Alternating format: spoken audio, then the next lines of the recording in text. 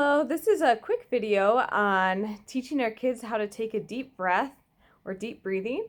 This is an important skill to teach ahead of time, since when our kids are already upset or heightened, it's going to be hard to learn something new. So it's nice to teach ahead of time and then have in our toolbox. Because if we think about what our body does when we're angry, upset, frustrated, anxious, worried, often we're on a higher speed. Our muscles may feel tense, our breathing may be quicker, more shallow, our heart rate might be up.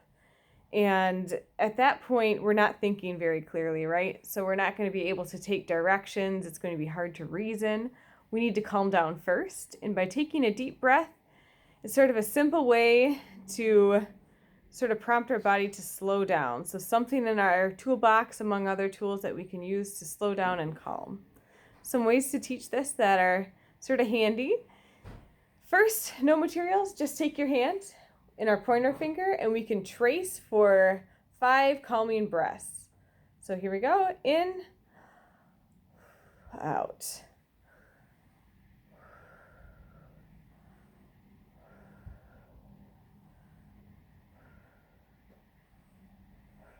Easy, you don't really have to have anything for that one. It's very simple. Another way, we can hold at our belly, so have our hands over our belly, and then when we breathe, we can feel. So, and you can see my shoulders go up, but you can also feel that at your belly. We can do this lying down on the ground, put a stuffed animal on our belly and watch it go up and down. Just ways to show our children what a good deep breath looks and feels like. Another thing that we can do for prompts is prompting to smell. So smell the flower for breathing in, and then blow out the candle for out. So some prompts to make that make sense. Some visual ways that we can do this is picking up something that's easily moved with our breath, like a feather. So you get that visual feedback. An easy craft you can make is just taking half of a paper plate and some cut up tissue paper, some leftover gift wrap, whatever you got, and make a design. So I did a rainbow, but you could do a jellyfish, a face, anything you want. You can have your child's name on it. Face it towards you and take a breath. Easy to see. So sort of a satisfying visual way to use those deep breaths. You can also, if that is just a familiar tool you have on hand, when your child is upset and they've already learned it, they can choose that tool to take a deep breath in the moment.